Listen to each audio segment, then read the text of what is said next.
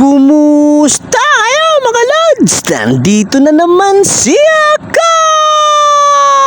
Ngayong araw nga pala mga lods, kahit papano'y nakakakain na si Mrs. Hindi kagaya ng mga nakaraang araw na halos hindi makakain si Mrs. ng mga pagkain. Kaya sana'y umayos-ayos na yung katawan ni Mrs. dahil talagang namayat si Mrs. dun sa paglilihi niya dahil hindi kasi siya talaga nakakain ng mga pagkain ng maayos. Bali pagkatapos ko nga rin palang kumain dyan ay papasyal muna ako Kalabianan gawa ng sisilipin ko kasi yung mga yero na tinanggal dun sa giniba naming bahay. Dahil yung kasing yero ang pagpipilian ko na pwede pang gamitin at yun ang ididingding ko sa lilipatan naming bahay. Dito naman eto nga palang anak kong lalaki ay nililibang niya yung pinsan niya para hindi magsumbong kaya naman ang ginagawa niya ay sinasayaw-sayawan niya. Bali pagkatapos ko nga rin palang kumain ay naisip ko muna na pumunta dun sa lilipatan naming bahay gawa ng dito lang din naman yun sa bahay nila mama. At saka para masilip ko na rin at mapagplanuhan ko na kapag gagawin ko dahil naisip ko rin kasi na maglagay ng mga cabinet dyan sa dingding ng lilipatan naming bahay. Kasi gano'n naman talaga dapat ang maging cabinet niyang lilipatan naming bahay gawa ng maliit lang naman kasi ang space niyan. Dahil pagka kasi Dora box ang gagamitin naming mga lalagyan ng damit namin dyan sa lilipatan naming bahay ay talagang magsisikip kami. Kaya naisip ko na cabinet na lang o kaya naman yung mga tinatawag na hanging cabinet para naman kahit papano ay hindi maging masikip lalo yung space niyang lilipatan naming bahay. Bali pagkatapos ko nga rin pala mga lods masilip yung lilipatan namin ng bahay ay bumaba na rin agad ako dyan gawa ng pupunta na kasi ako Kalabianan. At saka kaya nga rin pala naisip ko rin na pumasyal ngayong araw Kalabianan ay hindi lang para makita yung yero para makita ko na rin yung alaga naming aso at saka para mapasyalan ko na rin si Labianan. At saka mahigit isang linggo na rin pati ako na hindi nakakapasyal Kalabianan gawa ng nung nakaraang araw kasi nagkasakit ako tapos nung gumaling naman ako eh busy naman ako sa pagtatrabaho kaya hindi ako nakakapunta Kalabianan. Kaya naman ngayong may oras ako at wala naman akong ginagawa naisip ko ng pumasyal Kalabianan at para matingnan ko na rin yung mga yero na naiwan namin. Bali ako nga lang din pala talaga ang papasyal Kalabianan dahil si Mrs. kasi ayaw niya pa maglalabas ng bahay gawa ng medyo iba pa kasi yung pakiramdam niya at bago pa lang siya nagbabawi. Kaya naman pinagpahinga ko na lang din muna si Mrs. dahil pagpupunta rin kasi Kalabianan ay medyo malayo-layo rin ang lalakarin. Dito naman mga lods ay nakarating na nga rin pala ako Kalabianan at nandito pa rin naman yung mga yero na giniba dun sa dati naming bahay. At saka hindi rin naman siguro mawawala yung yero kahit hindi namin mabantayan gawa ng yung mga tao naman dito sa barangay namin ay halos kakilala na namin. Bali sa pagpasyal ko nga rin pala dyan Kalabianan ay hindi na ako pumasok sa bahay nila gawa ng mga tulog pa kasi sila at baka nagpapahinga sila. Kaya naman yung alaga na lang din naming aso ang nalapitan ko para laruin gawa ng hindi rin naman kasi ako magtatagal dito Kalabianan at uuwi na rin ako. Bali na miss ko nga rin pala mga lods itong alaga naming aso na si Vulcan at saka yung paligid dito Kalabianan gawa ng napakaaliwalas kasi talaga dito at tahimik. Kaya naman pumasok tuloy sa isip ko yung mga panahon na nandito pa kami malapit Kalabianan at masayang gumagawa ng content at nagbablog. Pero wala rin naman kasi talaga kaming magagawa kung hindi umalis gawa ng yung lote kasi nang tinitirikan namin ng bahay dyan ay hindi naman sa amin. Kaya wala talaga kaming magagawa kundi umalis na lang at saka para wala na rin maging problema sa amin yung may-ari ng lupa. Pero